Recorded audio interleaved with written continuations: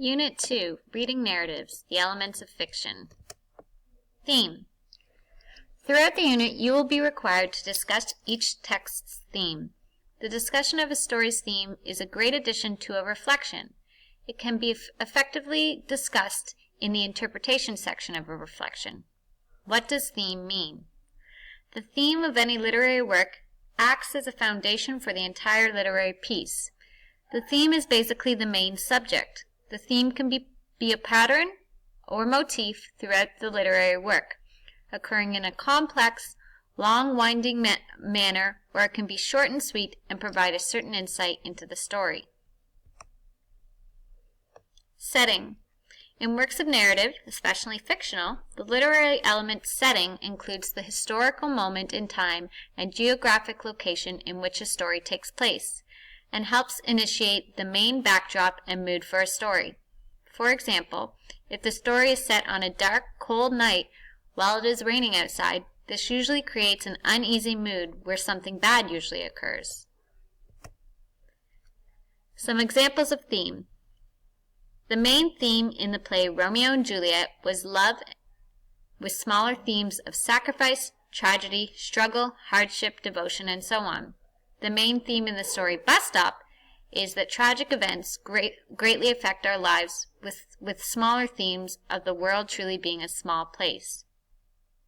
When you're thinking of theme, think of main message or lesson of the story.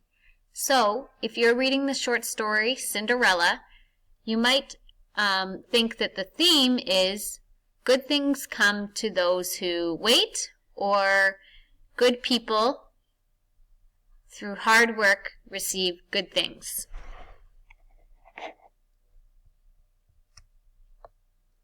There are several literary devices. To name a few: satire, foreshadowing, irony, and metaphor.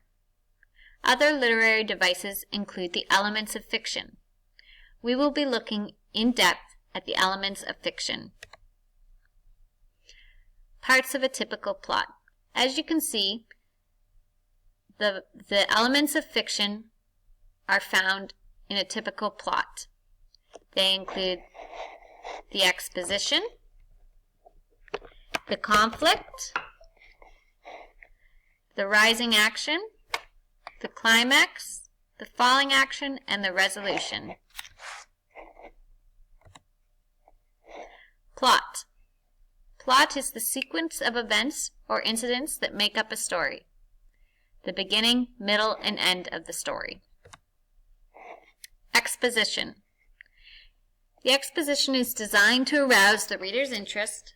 Background is provided. It's the first few sentences of the text. It's the beginning of the story where characters and setting are introduced. An example would be, outside the woods, lay in clear October sunlight, the autumn air was full of the sharp, exciting smell of moist, leaf-covered earth. Inside, a man smiled grimly as he turned from the bathroom cabinet, entered the primitive living room of his mountain camp, and crossed to a closet set in the pine wall. These are the first few lines of the text, and they are designed to arouse the reader's interest and provide a setting to the story. Conflict. There are three different types of conflict: person versus person, person versus themselves, and person versus nature. Person versus person is an external struggle between two or more individuals. Person versus themselves is an internal struggle concerning emotion and decision.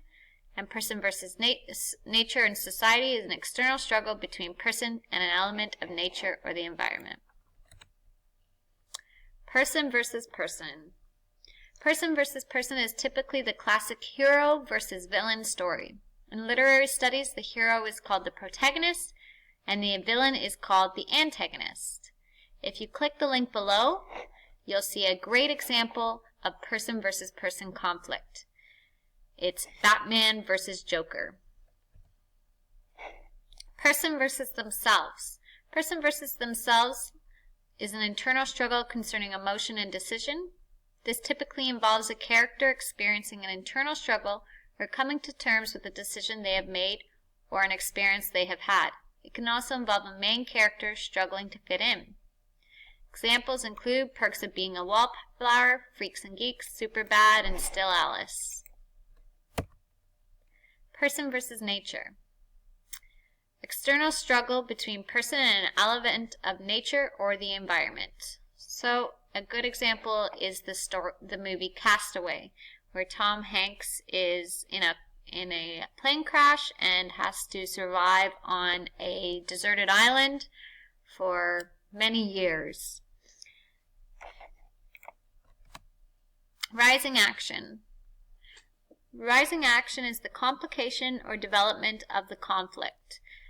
It's the events that lead up to the climax. So if you're thinking of the rising action or the plot, as a roller coaster, the rising action is when you are going up the roller coaster, just like this picture shows.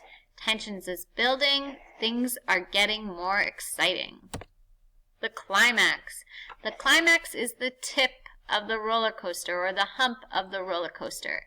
It's the most intense part of the story, and it's usually the turning point of the story. Falling action. The falling action is the denouement, the events that lead to resolution.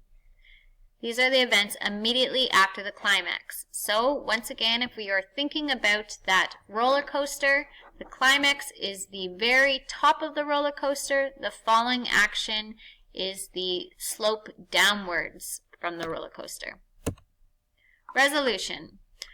It's the outcome of the conflict, the ending and ultimately the resolution of the conflict. Basically, the last 2-3 sentences of the text are the resolution. The famous line, "And they all lived happily ever after." Thanks for viewing.